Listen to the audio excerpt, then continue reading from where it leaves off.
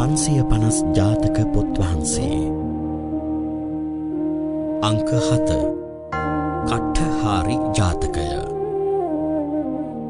දේශකයාණන් වහන්සේ මානපිට ශ්‍රී ප්‍රියදර්ශනාරාම වාසී පූජ්‍යපාද නාරම්වල සුබෝධි ස්වාමීන්ද්‍රයන්න් වහන්සේ. නමෝ තස්ස භගවතු අරහතෝ සම්මා සම්බුද්දස්ස. තවද එක් සමයෙක්චි සකල ලෝකානන්ද කර වූ බුදුරජාණන් වහන්සේ ජේතවනාරාමයෙහි වැඩවසන සේක්. වාසබ සස්ත්‍රියාවන්ගේ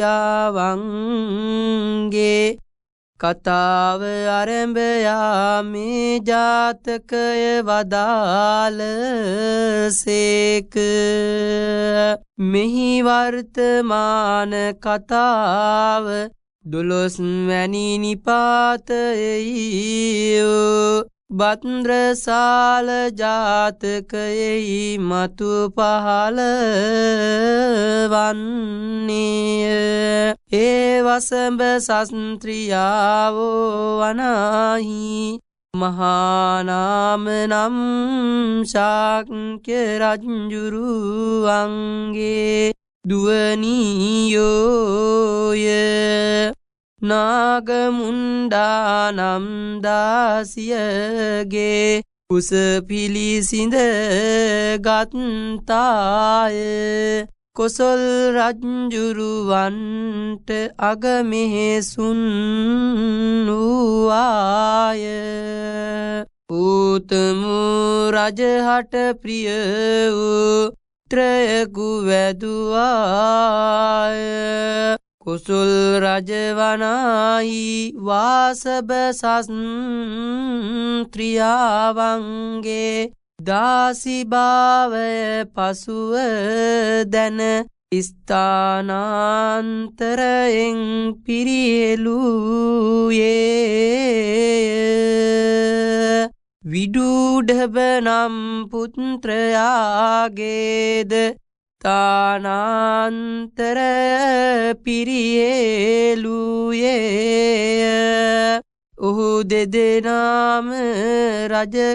ඔහු දෙදෙනම රජගේ ඇතුළතම වසන්නාහ.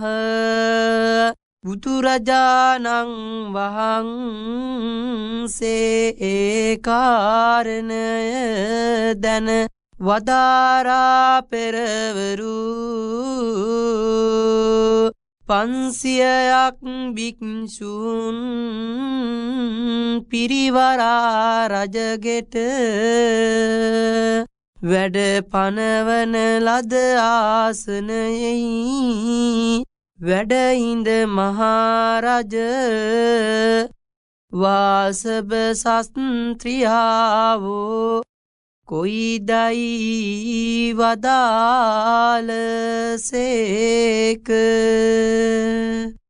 කොසල් රජ්ජුරුවෝ ඒ කාරණය දැන්වූයේ මහරජ වාසබ සස්ත්‍රියාවෝ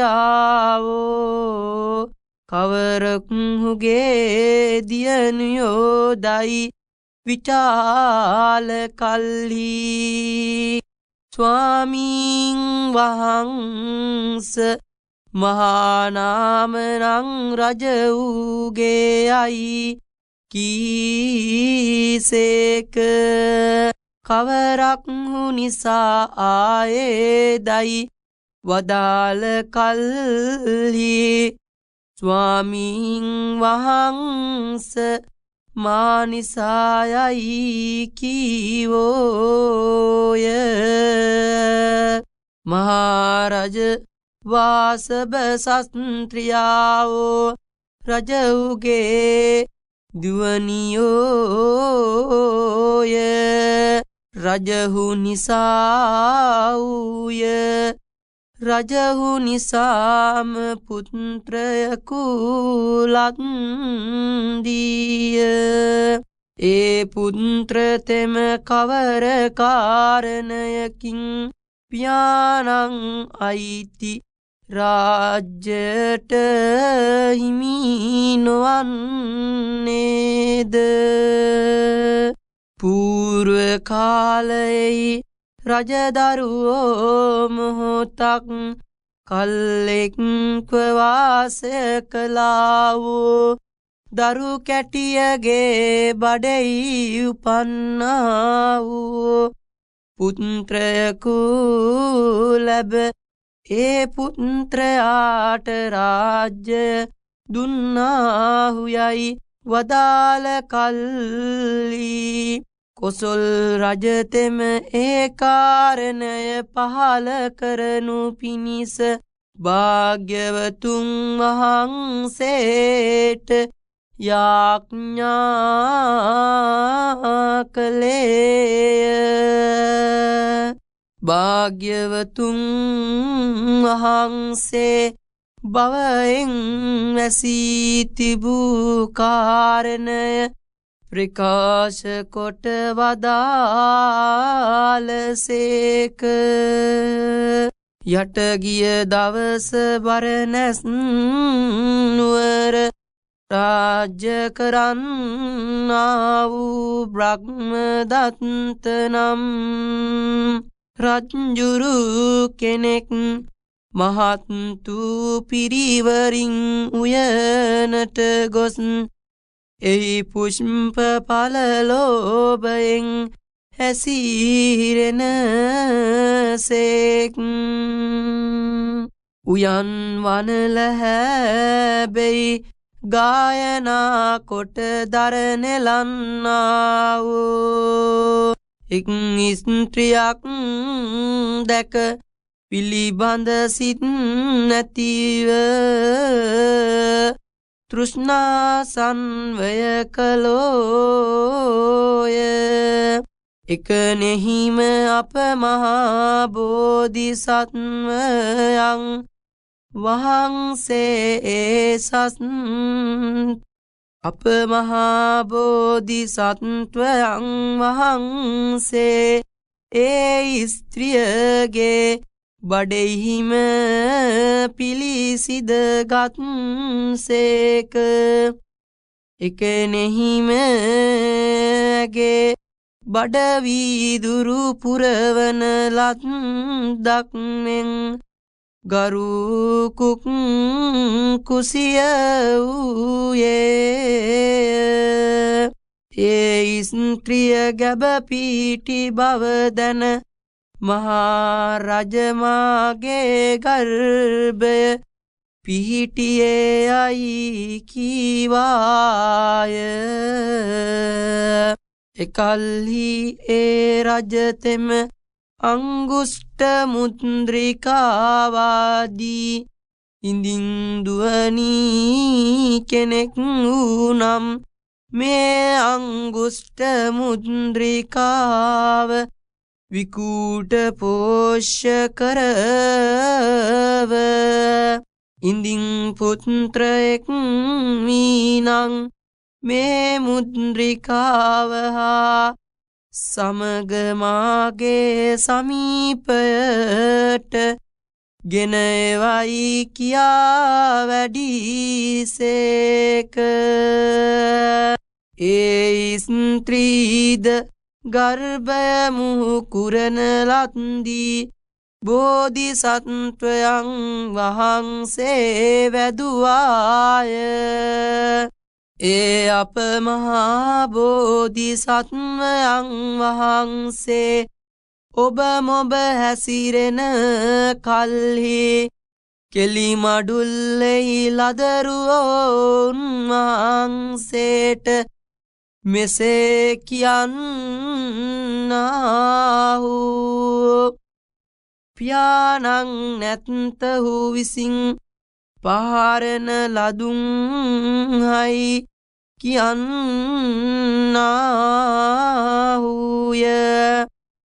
ඒ අසාබෝධි සත්වයන් වහන්සේ මෑණියන් සමීපට ගොස් මෑණියනි මාගේ පියානෝ කවුරුදයි විචාලසේක.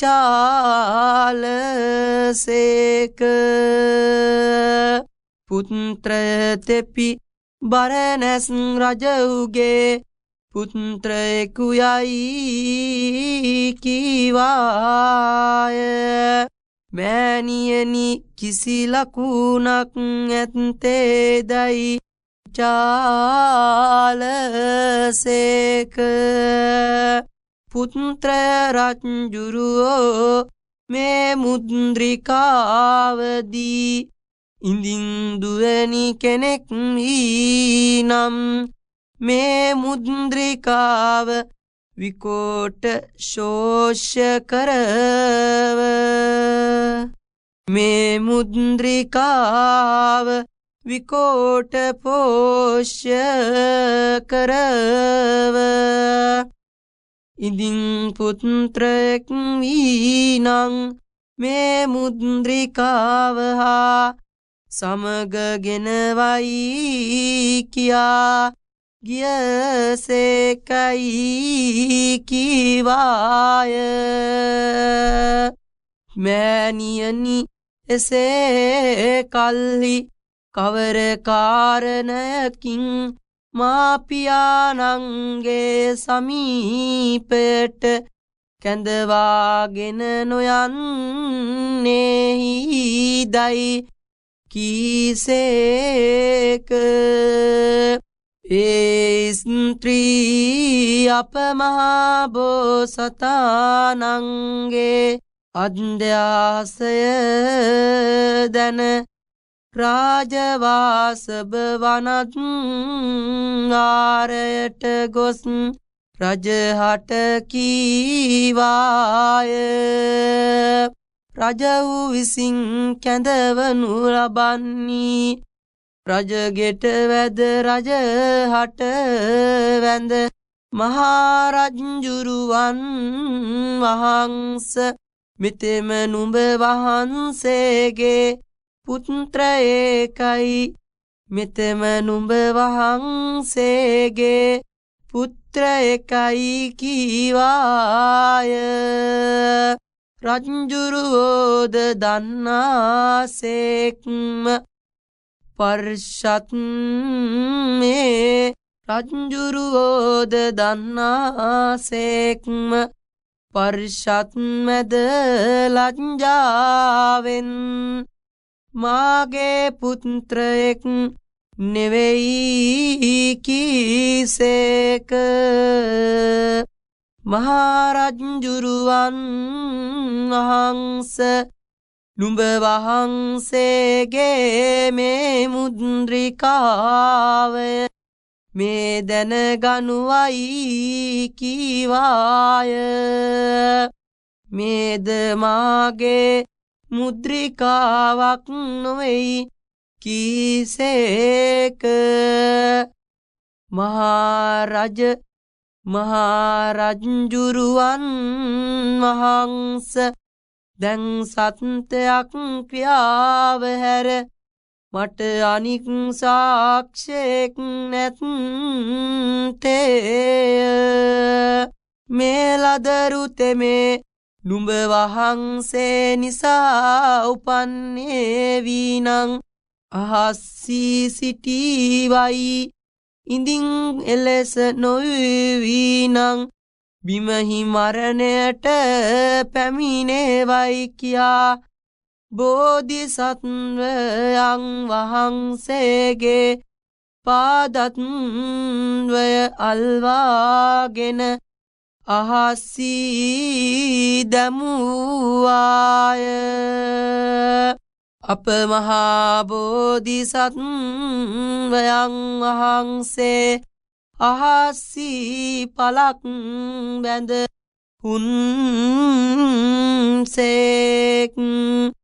මිහිරියෝ කට හඬින් පිය මහා රජහට බනවදාරනසේක් මෙසේ වදාළ සේක.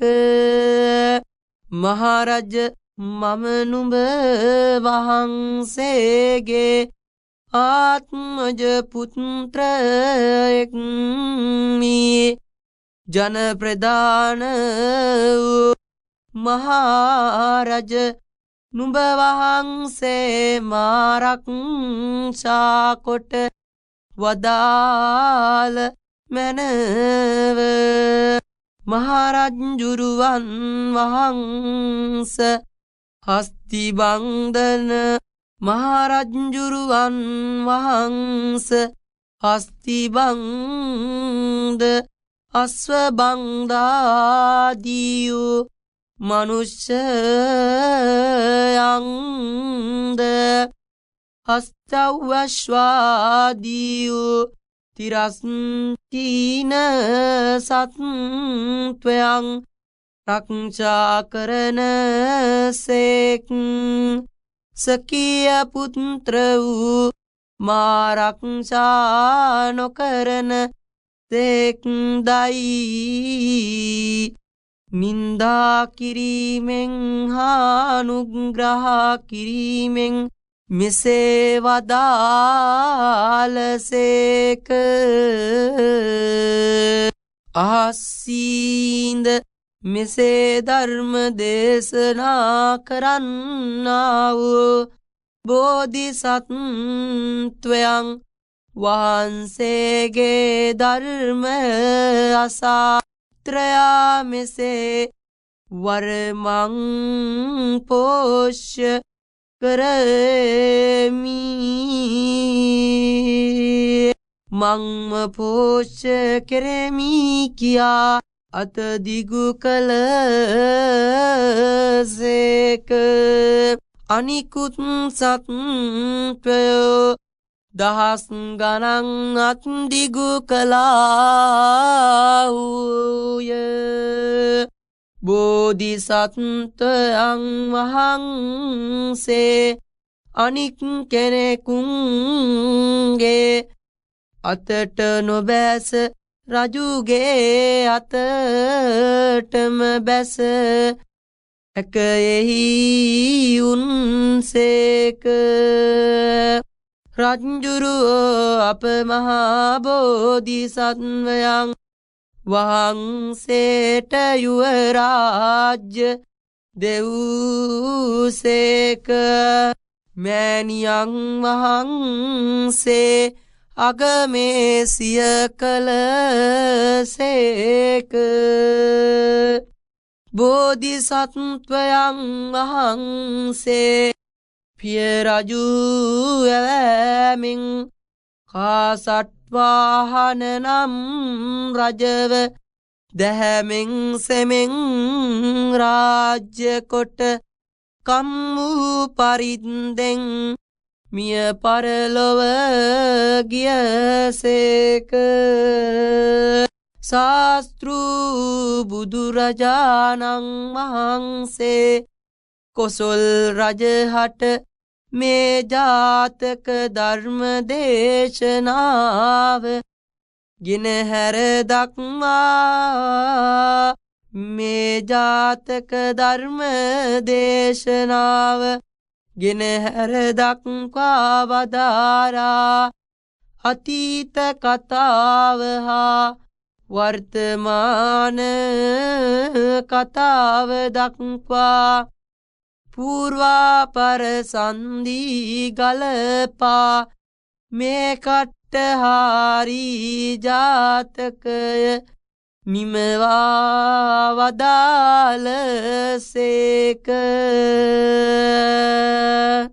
එසමයෙහි මෑණියෝ නම් දැන් මහා මායා දේවිය පියානෝ නම් සුදුන් මහරජානෝය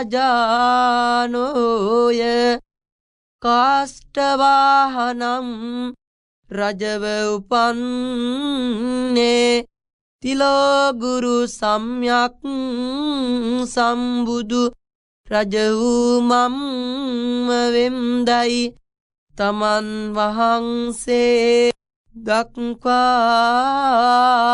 වදාළ සේක. දේශකයාණන් වහන්සේ මානපිට ශ්‍රී ප්‍රියදර්ශනාරාම වාසී පූජ්‍යපාද නාරම්වල සුබෝධි ස්වාමීන්ද්‍රයාණන් වහන්සේ